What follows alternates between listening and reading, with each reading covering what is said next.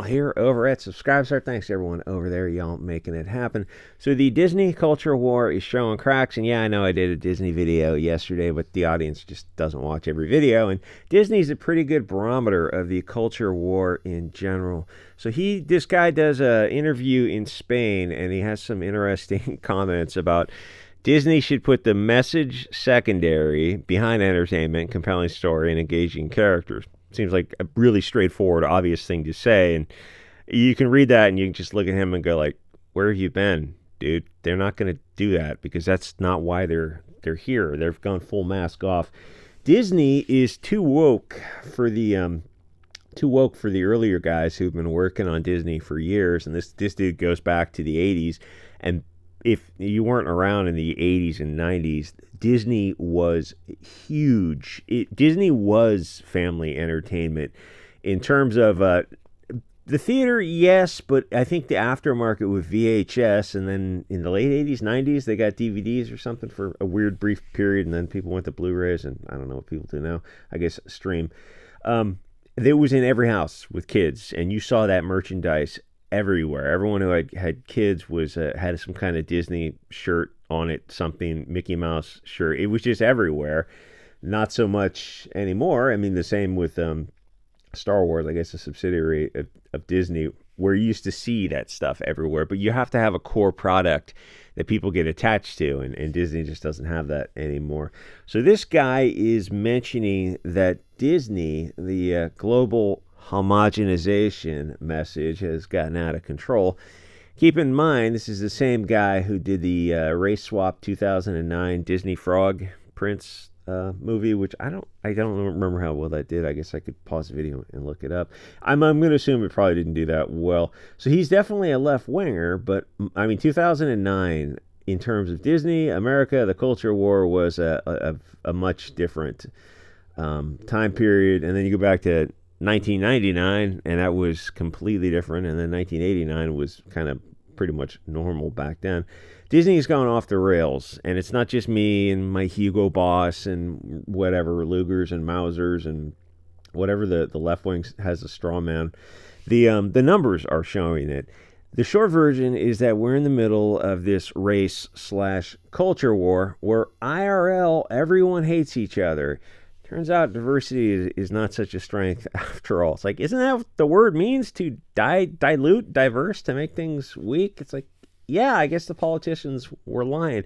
No, you understand, we're leaving money on the table if we don't put everyone in this movie. Who's that? Leslie Headland, the Weinstein guy, or secretary, Alonzo. One of these people at Disney made that comment. I remember it because it's not stupid, it's gaslighting, because they know it's not true, because they have market research up the ass. They go, yeah, that's something that is not true. Why would you say that? Oh, it's gaslighting. I'm saying something that is a material misrepresentation of the facts. And you're profiting? Well, no, not so much. Oh, well, you guys should make it up in quantity. Yeah, it doesn't work like that. You just lose money faster, which, hey, watch Disney. That's what it's doing. So the thing is, we're in this culture war where everyone hates each other, very much so. So you can't make movies where every story, and I guess people are not supposed to talk about it. It's not politically correct to talk about that. Yeah, everyone really hates each other. Oh, let's make movies with everyone in it getting along. Yeah, that's just not going to work these days. Instead, I mean, they're not even going that far. They're making movies where every story is about how blonde person bad and dark-haired person is good. Yep. To the extent where if they have to dye an actor's hair blonde so that you can safely hate this person. That's how the stimulus response goes. I will say the white pill is social media, alt social media, where people can start pointing this out. I heard this chick, Lana Locktiff, did this interview on kind of a normie Rumble channel, and it was really eye-opening to hear her talk about this culture war on a somewhat mainstream Rumble channel. It was a trip. So the audience, they got kicked off of YouTube back, I don't know, 4 or 5 years ago when YouTube kicked off all the right of center channels, Way of the World and Black Pill and all these great channels that were on YouTube. And you look at YouTube now, it's just a wasteland of unboxing, like girls with fake boobs and tight tank tops doing unboxing videos and just the stupidest stuff imaginable. Like this video, I do the best I can by dog whistling as far as I can. But anyway, so Disney, the audience isn't showing up for some wacky reason. The pussy SJWs get in the comments and they bitch and moan at people like me who just say the truth, but they don't actually go see the woke movies. Nobody does. That's why the movies are losing money. There's a whole string of movies you can name in the past 10 years that have done just that. And then they get mad at the person who observes this reality and talks about it. They don't get mad at the underlying issue. It's just, there's a couple people on Twitter who were, I guess, movie critics, movie reviewers, and you can't ignore that Hollywood is starting to go underwater. So they're writing articles about why these movies are losing money. And guess what they didn't mention? There's like a dozen points. The one thing they don't mention is the content of the movies. Because they can't. If they're a left-winger on social media, they can't. I mean, they would never use the word woke, but there's what euphemisms to talk about the content is just not appealing to the audience. It's too politically divisive type of stuff. There's nice ways to church it up a little bit, but they don't even say that. They just skip the content. It's like, well, the content's the most important thing. It's the reason you're losing the audience. Yeah, but we can't talk about this. Well, then why even bother writing the effing article in the first place? So the left wing has this argument that different race in 1992 allowed, and Disney was huge in the late 80s, early 90s, even probably throughout the 90s. Left wing's got this argument that different races need their representation, that the POCs need to see themselves on screen in a positive view. The problem is that so do the people of the light, you and I, the green and blue and hazel-eyed folks. And the people of the light are 55% of the country. So the woke Hollywood culture warriors set themselves up for, and the problem is marketing to a diverse audience, where back in the 80s, it was a much higher, you could just market to one audience and everyone else would watch it anyway, and you were safe. But the problem is the other 45% of America, the non-European America, is this mixed bag of mostly Latin, Spanish speakers, black, and then people from all over the world. So it's not like a plurality where you could market to the secondary audience with secondary movies. It's just too diverse that you can't make all things for all people because people are tribal. So the woke Hollywood culture warriors set themselves up for identity politics, but they only expected the non-Euro Americans to engage for some reason. But because of the Antifa BLM riots, everyone has become more tribal, and the Euro audience wants to see their tribe on screen in a positive light, which means Hollywood has to portray occasionally the POCs crowd in a negative light, which they won't do because they're globalists. So Hollywood is chasing away the 55% white audience to mostly go after the 13% audience. For Hollywood in general, the overrepresentation of these characters, the POCs characters, is insane. They ignore the Latin audience, the Spanish audience, which is 2 to 3 times as big as the black one. I guess they tried with the Blue Beetle. Was that DC? I don't remember. Which was something about Trump was stopping them from making Mexico great again, and I guess needed them in Arizona so they can make a Tostita Bowl, and something about Jennifer Lopez and Ben Affleck giving handjobs to children. The movie bombed, which is the story of most Disney and DC movies now, because to put it simply, they make woke, anti-white, anti-Christian, misandrist, globalist hate propaganda. And for some wacky reason, the audience is not on board paying $16 for a ticket. Why would we? Paid to be insulted. I mean, you look at people making these movies, they go like, oh, why wouldn't you? Like, are you people, the color of the sky in their world is very different from ours.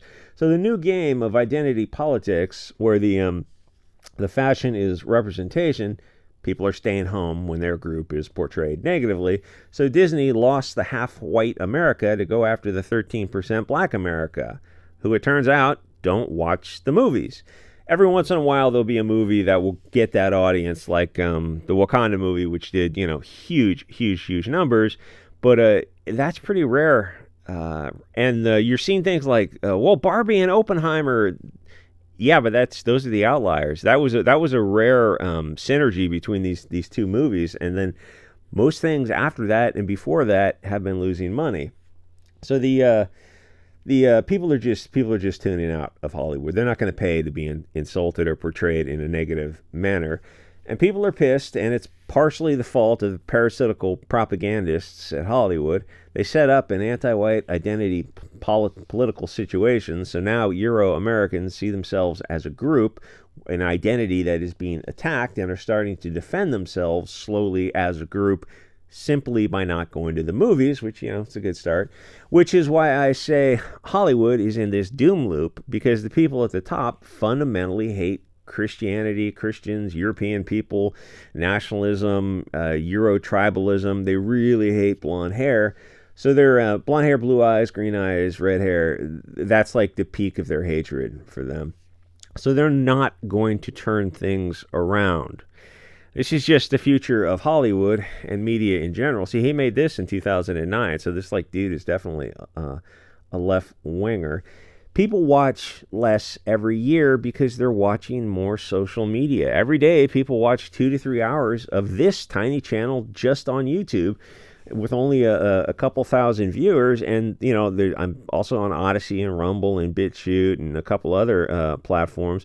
SubScribestar, which is time that they're not watching the mainstream. There's only 24 hours in the day. There's millions of these tiny little channels who are nibbling away at giant Hollywood, and the numbers are showing that people have alternatives to Hollywood, especially when it's $16 for a ticket type of thing, or when they have the option of, they could just pay $16 a month for a streaming service and get everything. But it also seems like the streaming services are in trouble, because it seems like a lot of them have peaked and now they're slowly declining. So I guess I don't know what people are doing there. I mean, they're looking at mainstream Hollywood and it doesn't have to last forever. Like opera, or like stage plays, or like vaudeville, or people used to go through towns with horse-drawn buggies and do a little bit of Shakespeare, little bits of plays with a couple of people.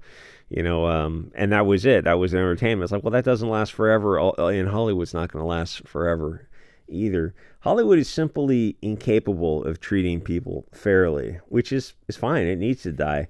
Instead of putting money into the globalist trillion-dollar entertainment machine, people are funding micro channels on Odyssey, and we're getting used to free speech instead of this corporate propaganda you can get on social media. And there's live streams, which seem to be the thing that people are really into. And you're getting it raw. You're getting it uncut. It's not polished, but it's just real. And it's refreshing to go on an Odyssey live stream and hear people talk like normal people talk. And then you look at this Hollywood propaganda, this narrative, and you're like, this is insane. And the thing is, now we're able to talk about it on social media, and then people go, oh, you're right, I'm not going to go to Hollywood. And the numbers are reflecting that. And $153 billion Disney is looking at the numbers and going, we're seeing a lot of red ink. And it's because these fandom menace people on YouTube. And if it's possible that people in Hollywood could simply call up Google and YouTube and get some of these channels banned.